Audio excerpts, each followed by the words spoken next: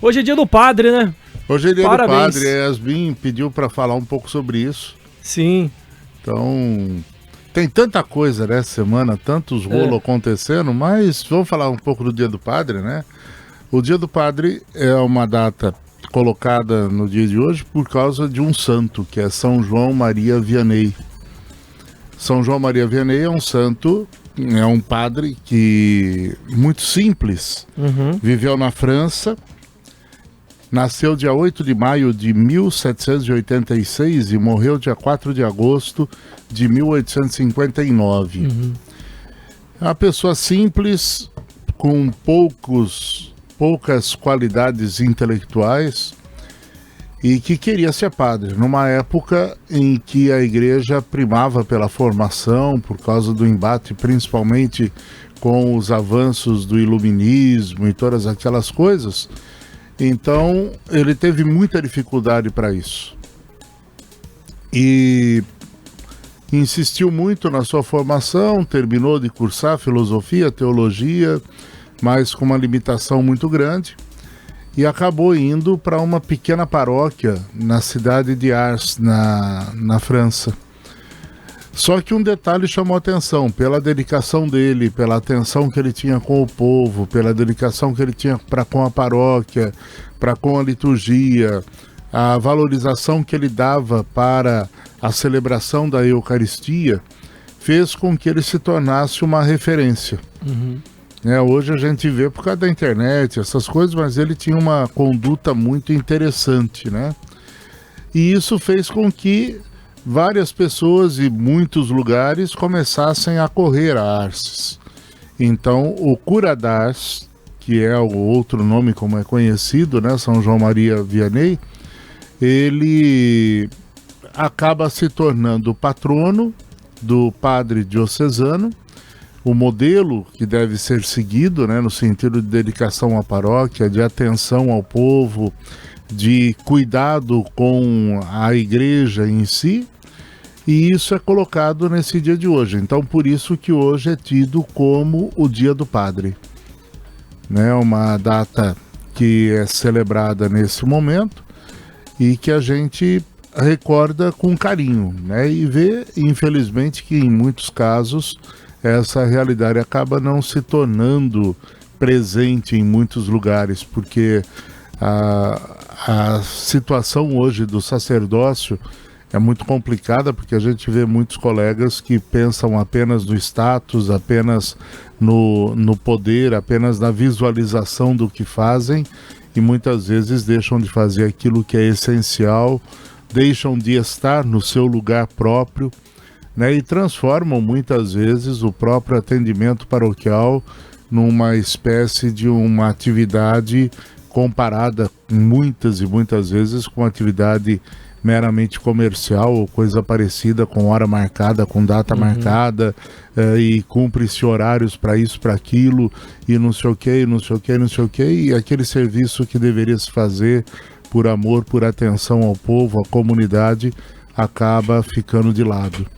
Então, hoje, no dia de São João Maria Vianney, a gente recorda um pouco esse chamado, né, de Jesus à sua igreja, para que ela esteja a serviço da comunhão, a serviço da comunidade, a serviço do povo de Deus. Hoje a gente vê na frequência, né, principalmente por conta da internet, da popularidade das redes sociais, os padres influencers, né?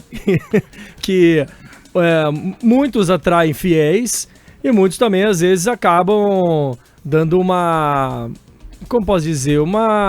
A igreja acaba vendo com maus olhos, né? Não é questão com a igreja. A questão é... O problema é... A função do padre é levar a comunidade a Jesus Cristo e não a si mesmo. Sim. Né? E muita gente confunde isso, porque muitos viram popstars, viram estrelas e acabam ficando...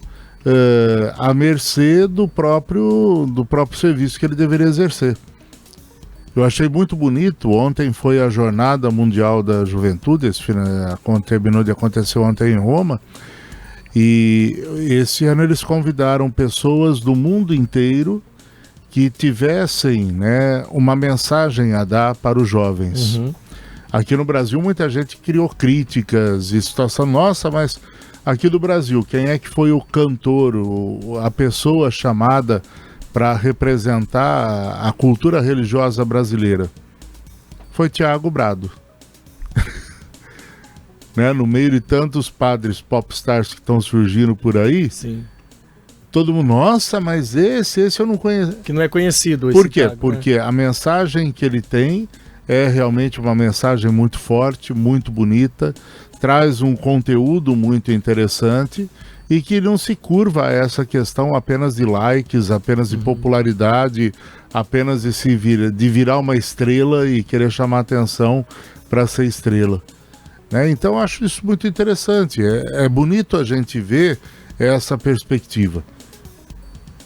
E lá mesmo, muita gente, mais de 1 milhão de jovens estavam presentes, e aí a gente vê todo o conjunto, né? Como que foi a celebração, o que foi e o que significa isso na realidade de fé que é celebrada. Eu até comentei isso até por conta do padre Fábio de Mello, que deu toda aquela polêmica com leite condensado, com doce de leite, né? Depois o Vaticano também emitiu uma nota, enfim, tudo isso, e ele saiu meio que cancelado. Pela primeira vez na história tivemos um padre cancelado na internet. E ele vem de uma sequência, não uma sequência, mas que a gente tá acostumado com o padre Marcelo. Só que eu acho que a diferença do padre Marcelo pro padre Fábio de Mello, porque o padre Fábio de Mello começou aquela coisa do padre gato, né? O padre bonitão. E o padre Marcelo, ele tinha... Eu lembro na minha época, minha mãe fazendo serviço de casa com os louvores do padre Marcelo. Eu acho que levou muita gente para a igreja também, por mais que era um padre midiático, mas eu vejo ele diferente do que é o padre Fábio de Mello. Não sei se também por conta da época, porque não tinha tanto rede social, que o padre Fábio de Mello chegava, que o padre Marcelo Rossi tinha uma outra forma de evangelizar. Não sei se você vê essa diferença também. É que depois começou igual o senhor falou, parece que a intenção não era nem tanto levar para a igreja, mas sim mostrar o seu trabalho, falar de si mesmo, né? Não de Jesus. E esse é o grande problema, né? Mas tanto em um como o outro, viu? Porque no Marcelo você tem que lembrar que ele também entrou nessa fase de querer ser o bombado, de também ir pra academia, teve isso, sim. Teve aqueles problemas com excesso de anabolizante, o rolo todo que deu na época. Então, padre Marcelo Horse, né? Marcelo Huck. Marcelo Huck. Mas são situações que eu falo, acho que a gente precisa de repente olhar um pouquinho nesse detalhe, até que ponto a nossa missão tem conduzido a Jesus Cristo, tem conduzido a uma verdadeira experiência de fé. Uma crítica que hoje se faz muito com essa questão da mediatização desses personagens é que quando se cessam os holofotes do louvor, aqueles que estão com eles no louvor desaparecem, vão aparecer quando tiver um outro louvor, porque não produz verdadeiramente pessoas comprometidas, pessoas engajadas, pessoas envolvidas com a fé. São pessoas que vão como se vai num show. Ah, vai ter um show não sei onde, eu vou para lá pro show. Ah, vai ter não sei o que, eu vou para lá para isso. E de repente você vê que isso vai criando uma lacuna, um vazio. Né? Ou tentam transformar a paróquia num lugar de show, sim, ou não vão para a paróquia. Simplesmente isso. Ficam esperando o próximo show. Né? Então, isso é o grande problema que nós temos hoje, né? Aquele trabalho de formiguinha, de conscientização, de levar a pessoa a se comprometer com uma comunidade, de se inserir num trabalho comunitário, de estar presente dentro da sua vida comunitária, isso muitas vezes tem ficado de lado, e esse é um grande desafio dentro do exercício ministerial dos dias de hoje. Eu penso assim, que a inovação é importante também para atrair outras pessoas, jovens, a igreja, né, pessoas que estavam distantes, voltar. Sim, não, a comunicação mas tem que tomar muito cuidado, né? A grande questão é essa, quer dizer, não chamar para si mesmo. Sim. Né, não é o popstar que resolve, mas a fé é a dimensão de você estar inserido nesse contexto de fé. E falando em padre, você quer fazer uma pergunta, Marquito? Não, eu só acho que, pô, o padre você quer se confessar, quer aproveitar? Além de ser um líder espiritual, também é considerado um pastor, né? Portanto, tem que também pastorear. Conduzir, né? Levar. Né? Aí a renovação, tá tendo renovação de gente mais nova se interessando? Como que o senhor percebe atualmente? É a mesma coisa do que no ano passado? Tem menos que no passado? Tem mais? Tem acontecido um aumento muito grande no número de vocações. Eu, particularmente, vejo com uma certa preocupação como essas vocações estão surgindo e em que forma estão surgindo, porque, de repente, você vê pessoas que não têm mais uma preocupação com a formação, não tem mais uma formação, não tem mais uma preocupação com a teologia, mas nós estamos vendo nascer um grupo voltado muito para devocionismos. Aquela fala emotiva, devocional, pessoas que terminam, né? Eu vejo nos cursos, conversando com colegas que ainda continuam na faculdade, dizendo, olha, a gente fica triste de perceber que é um pessoal que sai como uma ausência de referenciais e uma reflexão teológica mais profunda. Faz aquilo, a água com açúcar, aquilo que é bonito, que agrada, faz aquilo que chama atenção, e mais não faz aquilo que provoca o aprofundamento da fé. Então fica naquela fé muito motivacional, superficial, com falta de recursos para levar a um engajamento mais sério. Então isso coloca em risco, né, e o problema de um futuro da própria igreja na sua maneira que tem vindo. O próprio Papa Leão tem chamado muita atenção nisso, de dizer que a presença do sacerdote junto da igreja, junto do povo, a formação voltada para o engajamento com o povo, precisa substituir a formação midiática que nós temos hoje.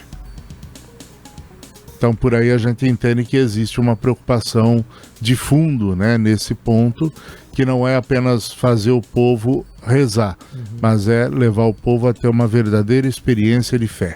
Tem uma diferença muito grande entre rezar e ter fé. Né? A gente costuma dizer, rezar, papagaio também reza. Falar até papagaio. Você fala, ele repete. Mas esse é o grande problema que a gente está assistindo hoje, né? Uma superficialização desta experiência. Muito bem. Obrigado pelas palavras. Hoje é dia do padre. Nós recebemos toda segunda-feira o padre Adalto, que falou um pouquinho sobre esse tema. Tá joia. Ótima semana. Um abraço e até a semana que vem. Até mais. Valeu, se Deus padre. quiser. Boa semana.